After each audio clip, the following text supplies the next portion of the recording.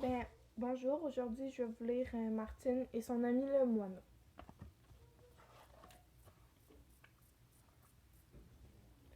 Dans le jardin, Moustache guette un nid d'oiseau. Hop! Le petit chat saute, il donne des coups de patte. Affolés, Martine et son frère Jean accourent. Oh, le nid est tombé et un moineau y pépille. Il est tout petit, il n'a presque pas de plumes et tient à peine sur ses pattes. En attendant qu'il grandisse, il faut s'en occuper, déclare Martine. Nous l'appellerons Pierrot.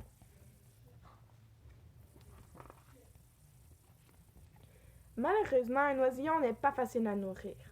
À l'aide d'une allumette, Martine dépose un peu de nourriture dans son bec, du jaune d'œuf cuit et de la viande hachée. Elle lui donne à boire goutte à goutte. Martine a préparé un chapeau de paille. Pierrot, rassasié, y a pris place. Moustache a encore envie de le taquiner, mais Patapouf, lui, monte la garde. Les semaines passent, Pierrot prend des forces. Déjà, il tient ferme sur ses pattes, il sautille et il fait des bonds de puce.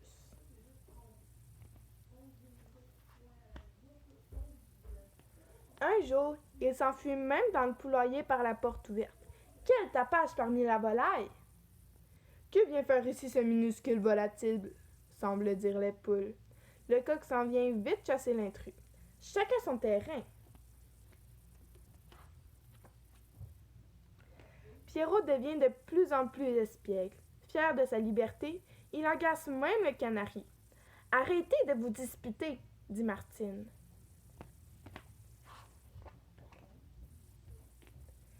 Pierrot n'arrête pas de faire de progrès. Ses ailes s'allongent de jour en jour. Les petits voisins sont venus l'admirer. Il a tellement changé.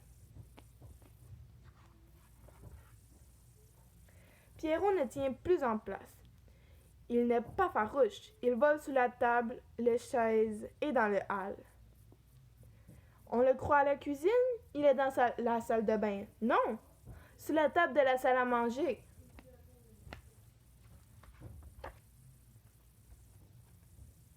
La nuit tombe. Il est l'heure d'aller dormir, mais Pierrot a disparu.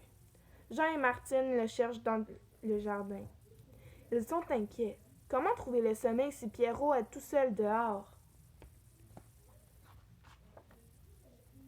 Le lendemain matin, Martine entend un bruit venant du buffet. Toc, toc, toc! Toc, toc, toc! Elle ouvre la porte. C'est Pierrot! Jean l'avait enfermé par mégarde dans l'armoire. Vite! Il est temps d'aller à l'école. Martine saute sur sa bicyclette. Pierrot la suit. Il bat des ailes comme un fou. Regarde, je vole! Je vole!